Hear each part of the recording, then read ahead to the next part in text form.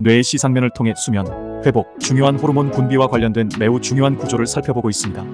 수면이 매우 중요하다는 것은 우리 모두 동의할 수 있을 것입니다. 며칠 동안의 가벼운 수면 부족도 인지 및 신체 능력, 생산성, 전반적인 건강에 영향을 미칠 수 있습니다. 스포츠와 운동을 통해 신체 활동을 많이 할수록 수면은 회복 과정에서 더욱 중요한 부분을 차지한다고 주장할 수 있습니다. 수면이 회복의 중요한 이유 중 하나는 적절한 수면 습관을 지키면 인간 성장, 호르몬 또는 HGH라는 호르몬이 급격히 증가하기 때문입니다. 그래서 오늘은 이 호르몬이 운동 회복뿐만 아니라 부상 회복 등 신체와 회복에 미치는 놀라운 영향에 대해 이야기하고 수면과 성장 호르몬 분비를 개선하기 위해 생활 속에서 적용할 수 있는 몇 가지 중요한 수면 프로토콜과 습관에 대해서도 논의해 보려고 합니다. 성장 호르몬은 뇌하수체라는 놀라운 분비샘에서 분비됩니다. 뇌하수체는 뇌의 밑부분에 위치하며 저는 학생들에게 콧등에서 곧장 뒤로 가면 결국 뇌하수체와 마주친다고 자주 이야기하곤 합니다. 뇌하수체는 성장 호르몬을 혈류로 분비하여 온몸을 순환시키는데 성장 호르몬은 뼈를 포함한 거의 모든 신체 조직의 성장을 촉진하기 때문에 매우 중요합니다. 즉, 성장 호르몬은 유년기와 청소년기 내내 정상적인 성장과 발달에 필수적입니다. 그리고 방금 암시했듯이 연골과 뼈 성장에 미치는 영향은 매우 잘 알려져 있습니다. 따라서 성장 호르몬이 결핍되면 골격의 성장이 억제되거나 성장기에 너무 많이 분비되면 키가 8피트까지 자랄 수 있으며 이러한 상태를 거인증이라고 합니다. 성장 호르몬은 정상적인 성장과 발달에 필수적일 뿐만 아니라 조직 유지와 회복을 촉진하고 강력한 신진대사 효과도 있기 때문에 성인에게도 중요합니다. 성장 호르몬이 실제로 조직 유지와 회복에 어떻게 도움이 되는지 그리고 이러한 대사 효과를 어떻게 발휘하는지에 대해 조금 더 자세히 알아보고자 합니다. 조직 유지 및 회복의 큰 부분은 단백질에 관한 것입니다. 단백질은 힘줄, 인대, 기타 결합 조직과 같은 조직의 구조를 제공하는 주요 구성 요소이며 물론 단백질은 근육 조직의 큰 구성 요소입니다. 그리고 세포 수준에서 성장 호르몬은 단백질의 구성 요소인 아미노산의 세포 내 이동을 촉진하고 단백질이 더 많이 합성되도록 하는 유전자를 활성화합니다. 따라서 세포 내부에 더 많은 아미노산이 있고 이 아미노산을 활용하여 더 많은 단백질을 만드는 유전자가 켜져 있으면 세포는 새로운 단백질을 조직에 축적할 수 있습니다. 이는 성장 호르몬이 조직 유지와 회복에 어떻게 관여하는지 그리고 성장 호르몬 분비를 최적화하면 운동과 부상 회복에 도움이 될 수 있는 이유를 설명하는 데 도움이 됩니다. 또한 정형외과 의사와 같은 많은 임상의가 특정 수술의 회복 속도를 높이기 위해 성장 호르몬을 환자에게 사용하기도 합니다. 그렇다면 성장 호르몬의 신진대사 효과는 어떨까요? 성장 호르몬은 지방 이용률을 높이고 지방 저장소에서 지방산을 동원하거나 끌어내어 혈류에 순환하는 지방산의 양을 증가시킴으로써 이러한 작용을 합니다. 그러면 이러한 지방산은 에너지로 활용되고 연소될 수 있습니다. 따라서 성장 호르몬이 지방 이용을 촉진하고 결합 조직과 근육에서 단백질 합성을 증가시키는 능력은 전반적인 제지방량 증가를 유발합니다. 이것이 적절한 수준의 성장 호르몬이 체력, 근육 성장 및 신체 구성에 도움이 되는 또 다른 이유이며 심지어 일부 피트니스 및 보디빌딩계에서 주사의 형태로 외인성, 성장 호르몬을 복용하기도 하는 이유이기도 합니다. 분명히 말씀드리지만 여기서 제가 권장하는 것은 성장 호르몬의 자연적인 방출을 최적화하는 데 초점을 맞추고자 하는 것이 아닙니다.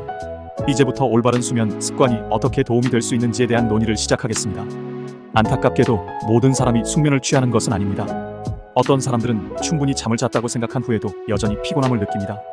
또 다른 사람들은 입이 마르거나 목이 아파서 잠에서 깨고 어떤 사람들은 밤새 호흡이 끊어지기도 합니다.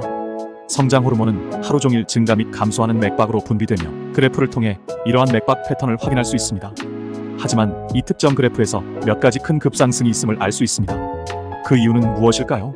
성장 호르몬 분비를 자극하는 몇 가지 요인이 있습니다. 그중 일부는 저혈당이나 혈중 지방산 농도가 낮은 경우이며 이는 금식이나 굶는 동안 발생할 수 있습니다. 또한 운동, 외상, 스트레스, 깊은 수면을 취하는 첫 2시간 동안에도 자극을 받습니다. 그리고 앞서 언급하지 않은 한 가지는 성장 호르몬을 분비하는 뇌하수체는 성장 호르몬만 분비하는 것이 아니기 때문에 종종 마스터샘이라고 불린다는 것입니다. 뇌하수체는 또한 몸 전체의 다른 내분비선을 조절하는 다른 많은 호르몬을 분비합니다. 그러나 뇌하수체에는 실제로 뇌하수체 위에 시상하부라는 자체 상사가 있다는 것을 알고 있습니다. 시상하부에 대해 언급하는 것이 중요한 이유는 시상하부가 우리 몸의 항상성을 조절하는 주요 기관 중 하나이기 때문입니다. 따라서 시상하부는 금식이나 굶주림, 정서적 스트레스 요인, 외상으로 인한 신체적 스트레스 요인, 운동과 같은 신체적 스트레스 요인에 대한 피드백이나 신호를 신체로부터 받으면 뇌하수체에 이러한 다양한 조건에 대응하여 더 많은 성장 호르몬을 분비하도록 지시할 수 있습니다. 또한 시상하부는 신체의 일주기 리듬, 즉 수면 마이너스 각성 주기를 조절하는 데도 관여하므로 특정 수면 단계에서 뇌하 수체의 호르몬을 분비하도록 지시합니다. 따라서 앞서 살펴본 그래프로 돌아가서 성장 호르몬의 첫 번째 큰 급등은 격렬한 운동 세션으로 인한 것이고, 두 번째 큰 급등은 수면 중, 특히 처음 한두 시간의 깊은 수면 중에 발생했습니다. 보시다시피 처음 한두 시간의 깊은 수면은 성장 호르몬이 급증하는데 매우 중요한데, 성장 호르몬이 급증하거나 추가로 분비되면 수면 중에 일어나는 다른 회복 과정과 함께 작용하여 골격근의 회복과 형성을 포함하여 신체 전체의 다양한 구조에서 조직 회복을 자극할 수 있기 때문입니다. 운동과 조직 회복의 관점에서 볼 수 있을 뿐만 아니라 하루 종일 학습한 정보를 정리하고 기억을 발달시키는 등 신경세포에서 일어나는 단백질 합성에도 중요합니다. 이러한 성장 호르몬의 급증은 이 과정에도 도움이 됩니다. 따라서 첫 번째 깊은 수면 주기를 놓치면 성장 호르몬의 급격한 증가도 놓칠 수 있습니다. 하지만 잠깐만요. 이런 일이 수면의 첫 2시간 동안 일어난다면, 적어도 첫 2시간만 자면 어떻게 이런 일을 놓칠 수 있냐고 생각할 수 있습니다. 그래도 여전히 스파이크가 일어나지 않을까요? 이것이 바로 일주기 리듬이 중요한 이유입니다. 일주기 시계, 즉 수면 마이너스 각성 주기는 우리 몸의 세포가 특정 시계나 일정을 준수하고 수면의 여러 단계에서 특정 일이 일어날 수 있도록 준비하고 준비된 것처럼 생각할 수 있으며, 그중 하나가 첫 한두 시간 동안 성장 호르몬이 더 많이 분비되는 것입니다. 따라서 평소에는 매일 밤 10시에 잠자리에 들었는데 다음 날이나 이틀 동안은 11시 30분 또는 그보다 늦게 잠자리에 들었다고 가정해보겠습니다. 수면 루틴의 갑작스러운 변화로 인해 총 수면 시간이 동일하더라도 성장 호르몬이 분비되지 않거나 감소하는 것으로 나타났습니다. 마치 신체가 내가 정기적으로 예정된 성장 호르몬 분비를 놓쳤어라고 말한 다음 수면 단계로 넘어가는 것과 같습니다. 따라서 수면의 일관성이 성장 호르몬 회복과 수면 중에 일어나는 다른 많은 회복 과정의 중요한 이유 중 하나입니다.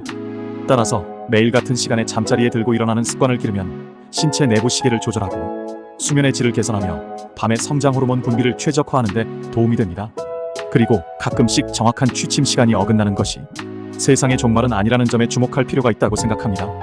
그러나 시간이 지남에 따라 수면 일정이 지속적으로 불규칙해지면 성장 호르몬과 수면 중에 일어나는 다른 많은 회복 과정에 이상적이지 않을 수 있습니다.